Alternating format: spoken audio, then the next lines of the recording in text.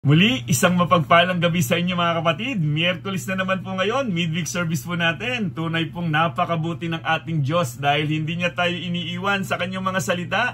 Lagi siyang mayroong panawagan sa panahon na ating kinalalagyan. Naway nasa maayos kayong kalagayan at patuloy ninyong nararanasan ang biyaya at habag ng ating Diyos. Hallelujah. Kaya't masarap mabuhay kapag naroon tayo sa presensya ng ating Diyos. Amen? Sa lakas at hininga na meron tayo, laging Diyos ang dapat pasalamatan. Kung may mga pagsubok man, harapin ito kasama ang salita ng ating Panginoon. Manindigan lamang po tayo sa katotohanan. Yan ang dahilan kung bakit meron tayong midweek service, meron tayong mga gawain para mapatatag ang ating pananampalataya. Iba-iba man ang nagsasalita dito sa ating midweek service, pero naniniwala po ako, iisa lamang po ang layunin ng Panginoon para po tayo mapatatag sa ating pananampalataya. Dahil hindi po natin kaya ang laban kung wala po ang salita ng Diyos na lagi nating naririnig. Pagkaing espiritual na dapat ang espiritual nating kalagayan ay laging healthy po mga kapatid. Kaya nga kapatid, magdidesisyon tayo lagi, pipili tayo lagi. Makikinig ba ako ng salita ng Diyos o babaliwalain ko ang salita ng Diyos? Pero sa ating mga Kristiyano, alam na nating mahalaga ang salita ng Diyos. Makapangyarihan ang salita ng Diyos sa buhay ng bawat isa sa atin. Kaya wag nating dededmahin ito kapatid. Kung Kristiyano ka, pahalagahan po natin ang salita ng Diyos dahil ito po'y gabay sa landas na ating tatahakin, liwanag sa landas na ating tatahakin. Kaya habang nabubuhay tayo sa mundong ito, pahalagahan po natin ang salita ng Diyos. So ang ating pong pag-aaralan sa gabing ito, meron na namang bagong panawagan ng Diyos para mapatatag tayo sa ating pananampalataya. Isang verse lamang po ito mga kapatid, pero napakamakapangyarihan ito. Magbibigay na naman sa atin ng paalala na ang Diyos ni minsan, hindi tayo iniwan, hindi tayo pinabayaan. Lagi natin siyang kasama sa anumang laban at desisyon, sa anumang mga ginagawa natin. Ang Diyos ay laging nakamasid at nakatingin lagi sa atin mga kapatid. So ang ating scripture reading sa gabing ito, matatagpuan po natin 1 Peter chapter 3 verse 12. Hallelujah. Ang sabi po dito, ang mga mata ng Panginoon sa matuwid na katuon. Sa kanilang pagdaing, siya'y nakikinig. Ngunit sa mga masasama, siya'y tumatalikod. Purihin ang salita ng Diyos. Tayo po'y manalangin at humingi po tayo ng gabay sa banal na Espiritu upang mapagpala po tayo sa kanyang mga salita. Dakilang Diyos na makapangyarihan, napakabuti po ninyo sa amin, Panginoon. Nahayag na naman po, narinig na naman po namin ang inyong mga salita. Dalangin po namin, Panginoon, na maitanim ito sa aming puso at maipamuhay namin sa araw-araw ng aming buhay, Panginoon. Maging lakas nawa namin ito sa aming paghakbang, sa aming pananampalataya. Maraming salamat po, dakilang Diyos. Nagpapatunay lamang po ito ng inyong pag-ibig sa amin na hindi mo kami iniiwan sa iyong mga salita at patuloy mo kaming ginagabayan. Dakilang Diyos, maraming salamat po. Naway kayo po ang magpala sa aking mga kapatid na naroon sa kanilang mga tahanan, nakikinig, nanunood, maging ang iba man, Panginoon, na makakarinig ng mensaheng ito, kayo po ang patuloy na magpala sa kanila. Maraming salamat po, dakilang Diyos. Gamitin niyo lamang po ako bilang daluyan ng inyong pagpapala at kayo po ang laging makita namin at masamba po namin kung gaano ka kadakila, kung gaano ka makapangyarihan sa buhay namin dahil darating ang panahon, kami po ay tutungo sa piling na ninyo, Panginoon. Nananabik po ang tunay na mga Kristiyano na makasama na po namin kayo, Ama. Kaya hanggat narito kami sa mundong ito, Ama, dalangin po namin lagi ang pagsama ninyo sa amin, Ama. Maraming salamat po, dakilang Diyos. Sa inyo lamang po namin ibinabalik ang papurit pa sa salamat sa pangalan po ng aming Panginoong Yesus. Amen. Hallelujah. Sadyang napakabuti ng ating Panginoon. Hallelujah. Hallelujah. Nararamdaman niyo ba ang presensya ng ating Panginoon? Sa panahon na ating kinalalagyan, kung maririnig niyo ang iba't ibang mga balita, talaga nga namang makikita ninyong malapit nang dumating ang ating Panginoon. Dapat yan ang pananaw ng isang tunay na Kristiyano. Laging maging handa, lagi nating isipin na malapit nang dumating ang ating Panginoon para hindi tayo magpapaisi-isi. Tanggalin ang katamaran sa paglilingkod sa Panginoon. Hallelujah. Mas maganda nandun tayo lagi sa gawain ng Panginoon. Hindi ka matitinag kapag tayo ay nakababad sa salita ng Panginoon. Hallelujah. So nabasa natin kanina ang ating scripture reading. Isang paalala na naman sa atin ng Panginoon para wag tayong mawalan ng pag-asa. Minsan mga kapatid, kung mapapansin po natin, tayo po'y nananalangin minsan ayon sa ating kaparaanan. Gusto natin agad tugunin tayo doon sa ating pinapanalangin. Pero minsan parang ang tagal, parang hindi tayo dinidinig ng ating Panginoon.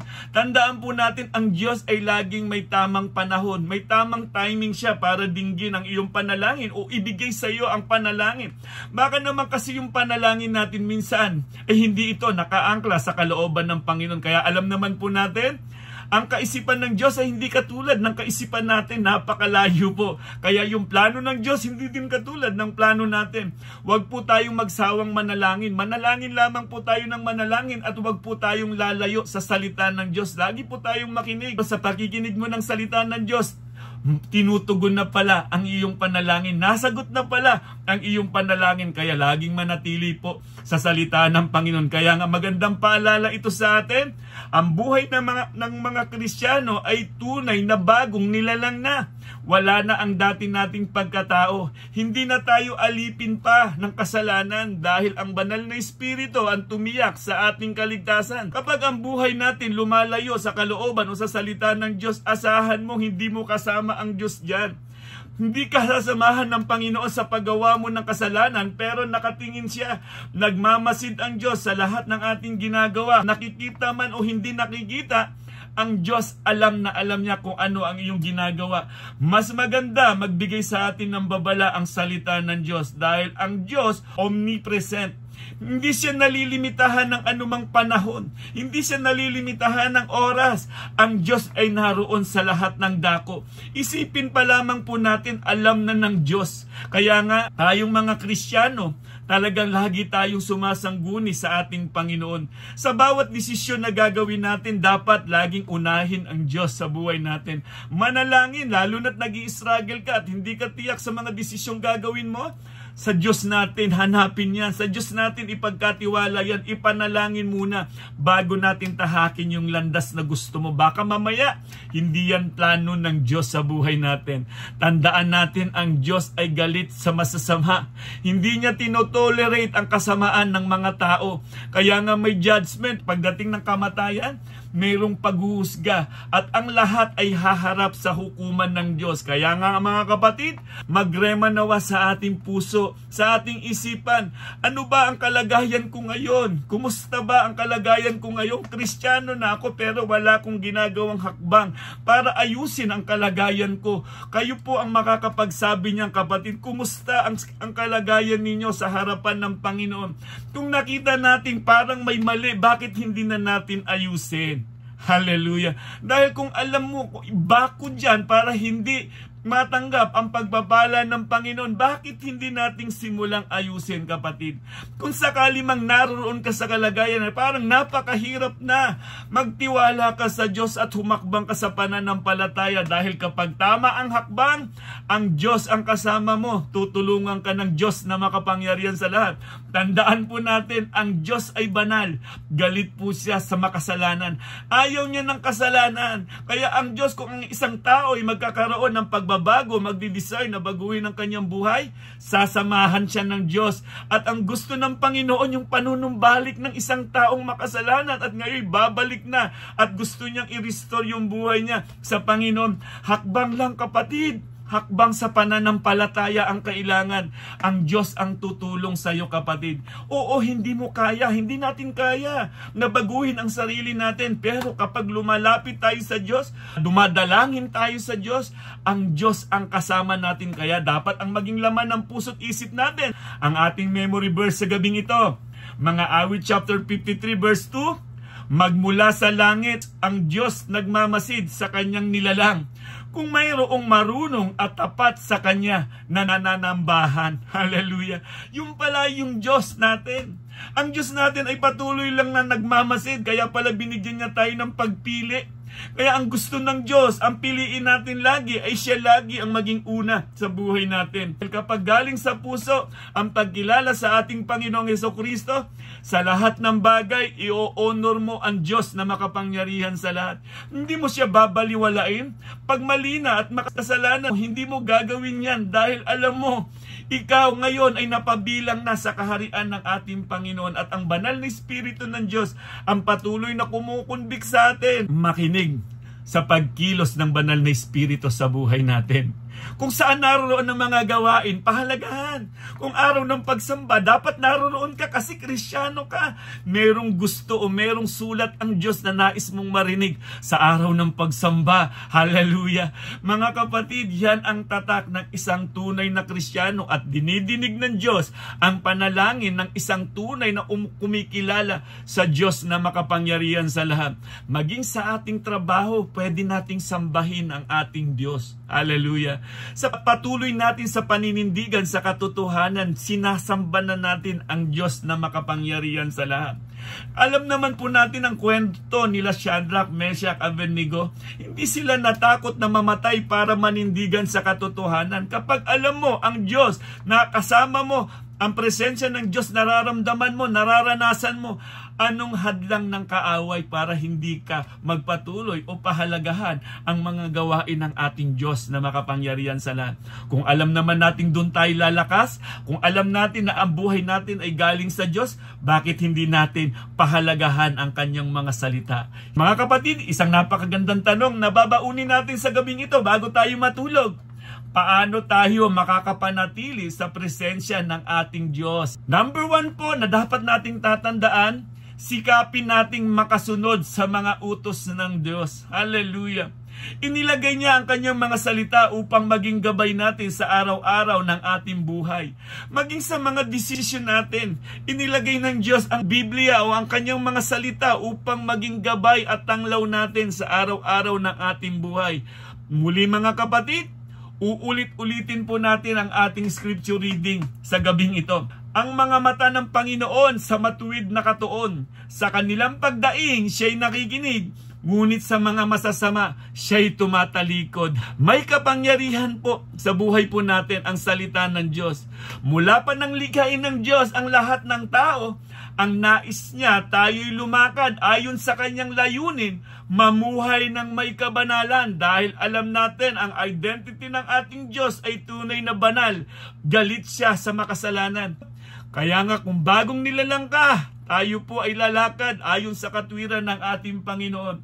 Dahil alam po natin ang ating pangalan ay nakasulat na sa aklat ng buhay. Kaya ang buhay na meron tayo ngayon, bagamat narito pa tayo sa lupa, tanlangit na po ang ina-apply nating pamumuhay dahil hindi po tayo makamundo. Alam ko pong napakahirap niyan, pero kung bababad ka sa salita ng Diyos, kapatid, magkakaroon ka ng kapangyarihan at mahahayag si Kristo sa buhay natin. Isang napakagandang nasulat sa Kawikaan chapter 4 verse 14 to 15, ang daan ng kasamaan ay huwag mong lalakaran at ang buhay ng masasama huwag mong ang tutularan. Hallelujah! Kasama ay iwasan mo ni huwag lalapitan. Bagkus nga'y talikuran mo, tuntunin ang tamang daan. Hallelujah! Hayag na po sa atin kung ano ang mabuti at kung ano ang masama. Di ba? Mga Kristiyano, alam na po natin yan na ang katawan natin ay templo ng banal na Espiritu ng Diyos. Kaya kung ang katawan natin sinisira natin, para bang nagre-rebelde tayo sa Diyos? Paano natin sinisira ang templo ng banal na Espiritu ng Diyos? Kung nariyan pa rin yung mga bisyo natin, alak, sugal, sigarilyo, mga kapatid, sisira yan sa katawan natin. Dapat pinalaya na tayo dyan. Labanan natin yan. Labanan natin ang pagkilos ng kaaway. Dahil ang kaaway, yan ang gustong-gusto niya. Alipin tayo ng mga bisyo. Kayang labanan kung tayo ay bababad sa salita ng Diyos. At kailangan, kung nakikinig ng salita ng Diyos, kailangan dito application, kapatid. I-apply natin ang salita ng Diyos. Kasi kung narinig mo lang at hindi mo ito ina-apply, paano magkakaroon ng kapangyarihan sa buhay natin ito, mga kapatid? Kapag ang katawan, ang buhay natin, dinala natin sa paglilingkod sa Panginoon, kailanman wala tayong pagsisisihan, kapatid. Dahil darating ang panahon, lagi ko pong sasabihin, haharap po tayo sa hukuman ng Diyos. Dapat kagalakan sa paghaharap natin sa ating Panginoon. Hindi yung parang natatakot ka at hindi ka pahanda. Ang buhay ng mga tunay na Kristiyano sa mundong ito, buhay ng paghahanda para sa buhay na walang hanggan. Hallelujah! Santiago chapter 4 verse 6 to 10. Sabi dito, ngunit higit na malakas ang tulong na ibinibigay niya sa atin. Kaya't sinasabi ng kasulatan, ang Diyos ay laban sa mga mapagmataas, ngunit nalulugod sa mga mapagkumbaba. Hallelujah! Kaya nga pasakop kayo sa kapangyarihan ng Diyos.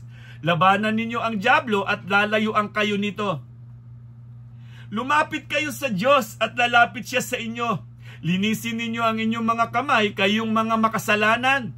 Linisin ninyo ang inyong puso, kayong pabago-bago ang isip. Hallelujah. Maghinagpis kayo, umiyak at tumangis. Palitan ninyo ng pagluha ang inyong tawanan at ng kalungkutan ang inyong kagalakan.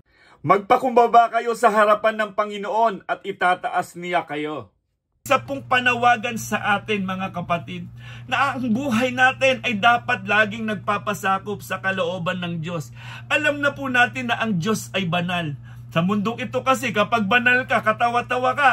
Pero di bali ng katawa-tawa, basta't ang buhay ko ay nakaangkla na sa buhay na walang hanggan at naisulat na sa aklat ng buhay. So paano tayo makakapanatili sa presensya ng ating Diyos? Sikapin nating makasunod sa mga utos ng Diyos. Bagamat hindi man ito masunod natin, pero alam natin ang makapangyarihang banal na Espiritu ang tumutulong sa atin kahit papaano maluwalhati ang Diyos sa buhay po natin mga kapatid. Pangalawa po, maglaan ng oras sa pagbabasa ng salita ng ating Diyos. Kailangan po natin ng devotion. Pagkagising sa umaga, salita ng Diyos ang ating dapat binabasa bago simulan ang trabaho. Gusto ko pong laging ulit-ulitin po ang ating scripture reading para magrema ito sa buhay natin. At bago man lang tayo matulog, merong salita ng Diyos na nagrerema sa puso, sa isip natin. 1 Peter chapter 3 verse 12, ang mga mata ng Panginoon sa matuwid na katuon, sa kanilang pagdaing siya'y nakikinig, ngunit sa mga masasama siya'y tumatalikod.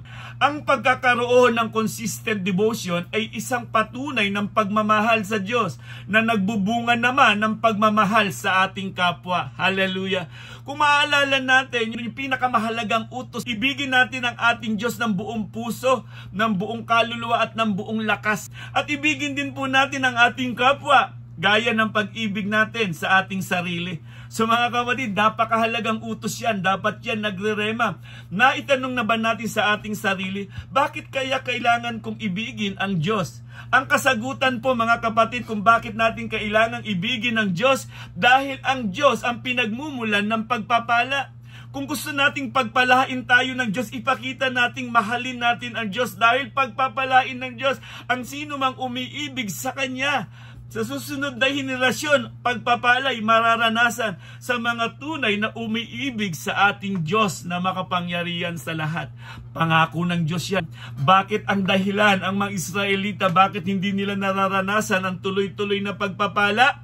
Dahil sa kanilang pagliko at hindi pagsunod sa kalooban ng Diyos. Maging aral po sa buhay po natin yan.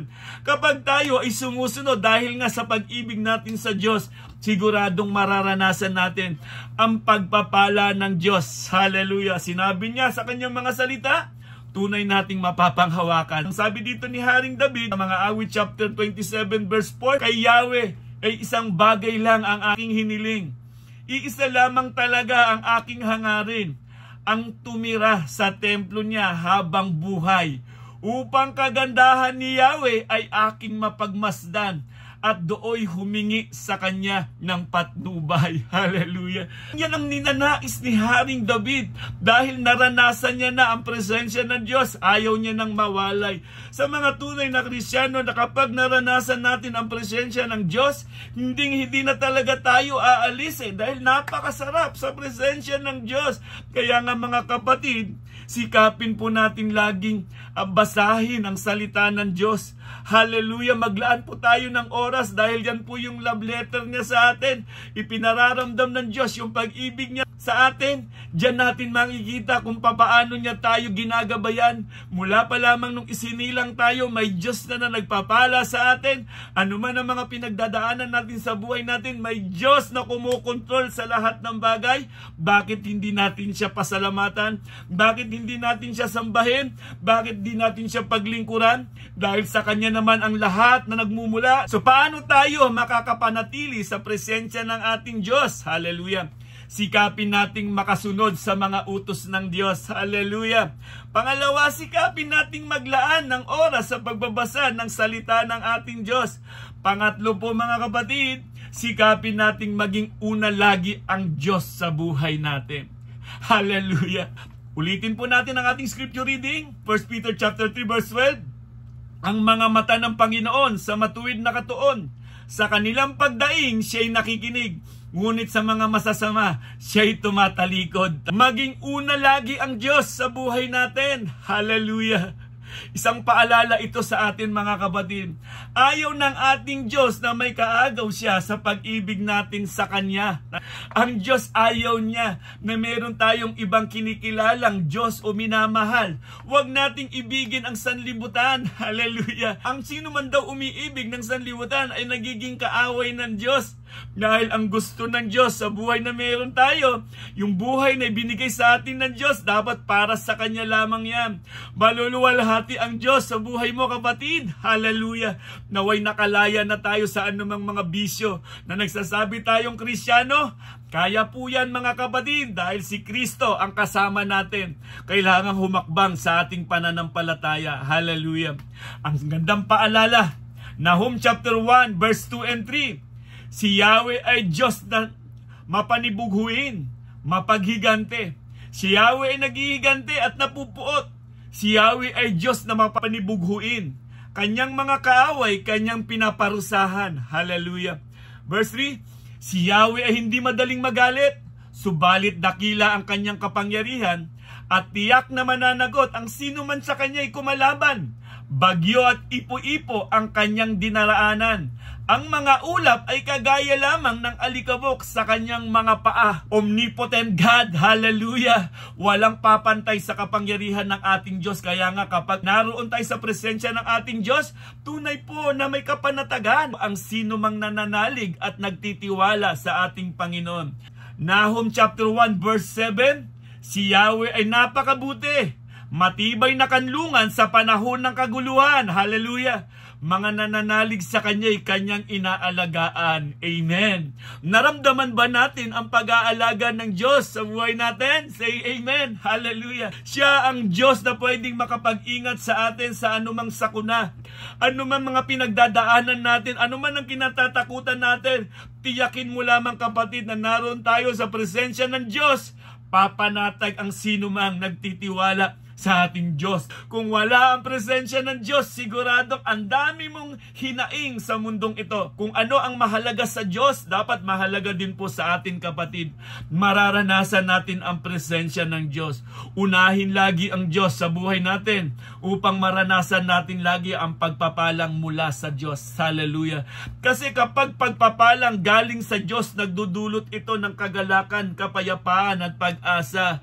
Napakasarap matulog kapag ang pagpapala ng Diyos ay ipinararanas niya sa mga tunay na Kristiyano. Hallelujah! Kapatid, nararanasan mo ba ang kapayapaan, kagalakan at pag-asa? Kung nararanasan mo yan kapatid, laging magpasalamat tayo sa Diyos na makapangyarihan. Ano man ang ginagawa natin, gawin natin ayon sa kalooban ng ating Diyos na makapangyarihan sa lahat.